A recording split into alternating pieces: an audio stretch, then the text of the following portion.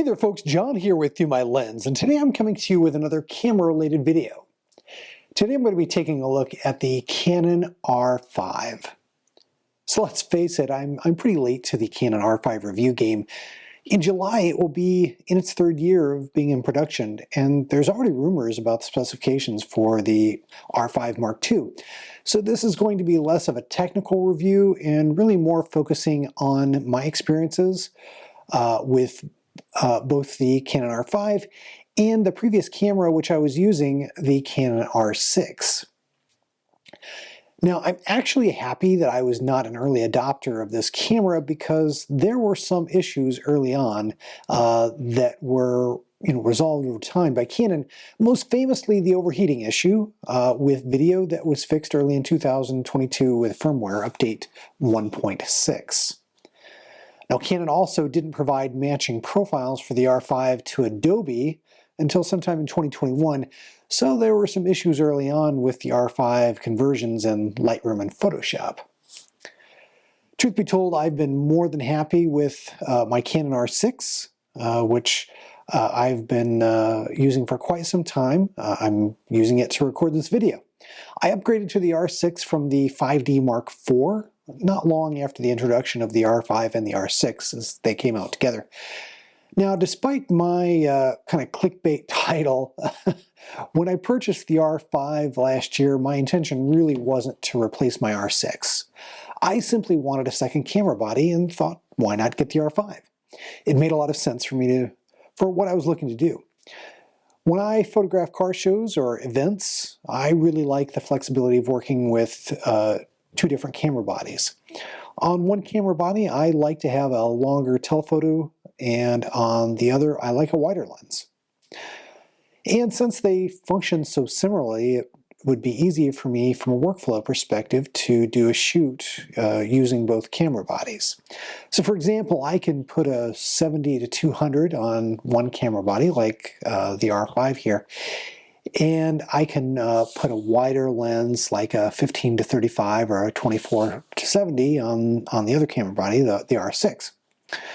Now, I considered just getting a second Canon R6, but by getting the R5, I was, getting some additional capabilities that I did want from time to time. Now, one of those capabilities that the R5 has, which the R5 doesn't, is more megapixels. The 20 megapixels of the Canon R6 were, really sufficient in most cases for what I was doing. You don't need that many megapixels to post to Instagram.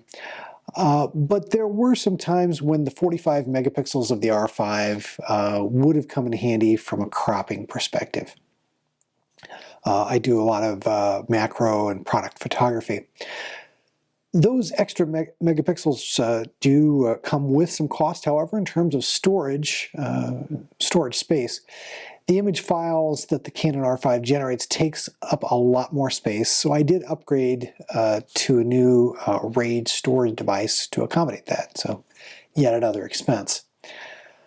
The other big capability that the R5 has that I wanted to be able to do from time to time was to record in 4K at 120 frames per second for slow motion video.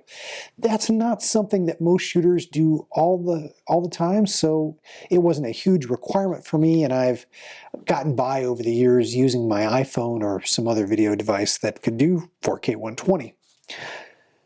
So I guess the main question here is, has using the Canon R5 improved my photos and my videos?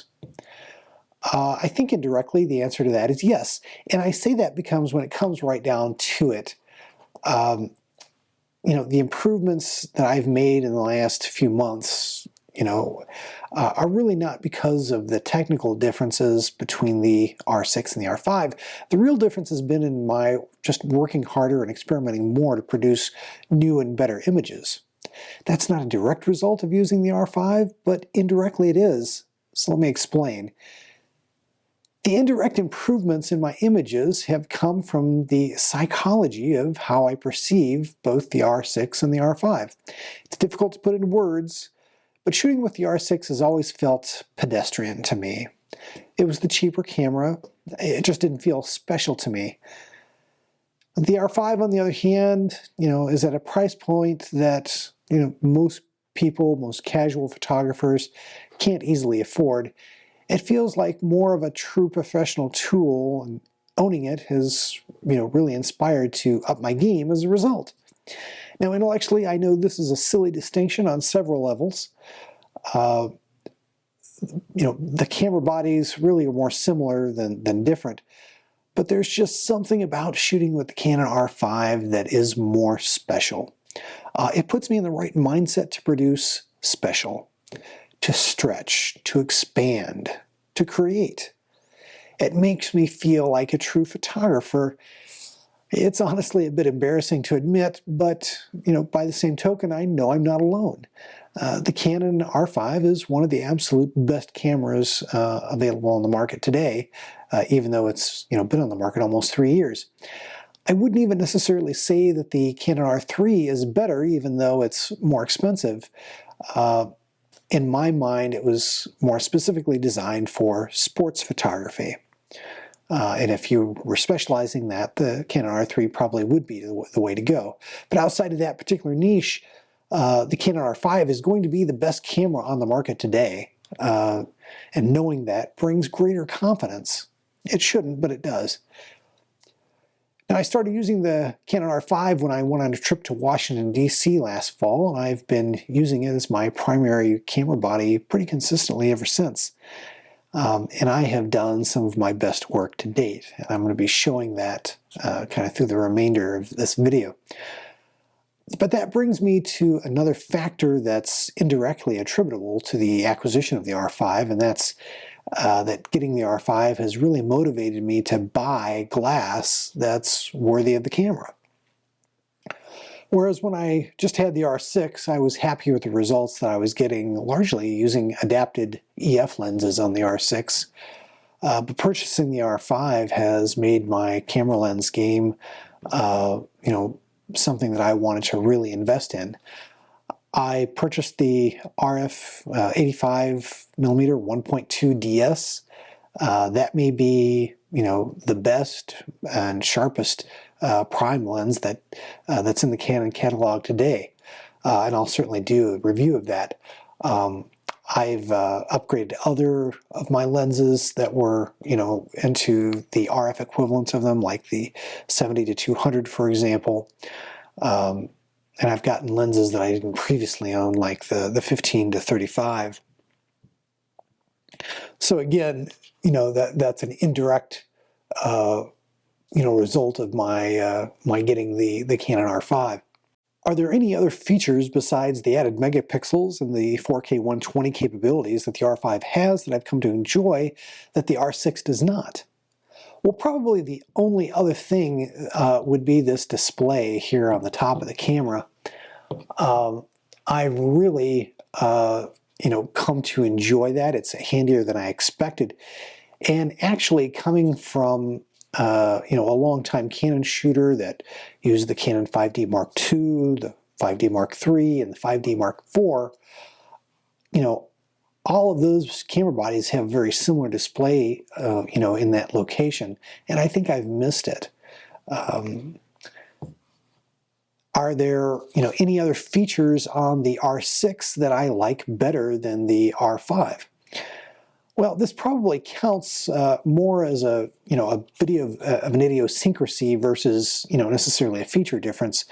But the Canon R6 has two standard SD card memory slots, while the R5 has a standard memory slot that you can see, and it also has one for CF Express type cards. So here in the back is where the CF Express cards, and here's where the regular SD type cards go. I actually recently purchased a CF Express Type B card and a card reader for it so that I can make use of that particular capability in the R5. But I'm still largely using standard SD cards, and it's somewhat annoying that, when I go to put a card into the R5, that sometimes I do accidentally try to put that card into the larger card slot here. And I'm afraid that I'm going to lose the SD card in the process. There's this moment of panic that hits, and it's probably more of a problem with me than with the R5, but you know, it is what it is. Do I plan on upgrading to the Canon R6 Mark II? And the short answer there is no. It's certainly a great camera, but it really doesn't bring any capability to the table that I don't already have between the R6 and the R5. Again, it's nicer than the R6. I just don't think it's you know, enough of a difference of an upgrade over the R6 to warrant making the trade. Now, do I plan on upgrading to the R5 Mark II? Based on what I'm seeing on, you know, the rumored specifications, absolutely. Again, the specifications that are being published out there and that we're seeing at this point are only the stuff of rumor, but I think there's a very good possibility that toward the latter half of 2023, maybe as late as early 2024, we will see the R5 Mark II, and I'm thinking that I will likely trade in my Canon R6 at that time for the R5 Mark II. That way I'll use this Mark V as my secondary camera body. Now, another reason why I'm doing this video is because that both the R5 and the R6 truly are two of the best mirrorless cameras ever made, in my opinion, and I think they're going to be desirable for many years to come. Even today, I'm still seeing posts from new and amateur photographers online who ask about the Canon 5D Mark IV or even the Mark III because they're considering purchasing them. So I know there will be interest in both the R5 and the X6 probably throughout the next decade. So there you have it. There's my reasons for acquiring or perhaps upgrading to the R5 from the Canon R6. I hope you enjoyed this video. Take care, God bless, and I'll see you in the next one. I hope you've enjoyed this production from the Through My Lens YouTube channel. If you did, please click on the like button and do share the video on social media. If you'd like to see more content like it, please do subscribe to the channel, follow me on Instagram and Facebook, and do check out Through My Lens at www.throughmylens.org.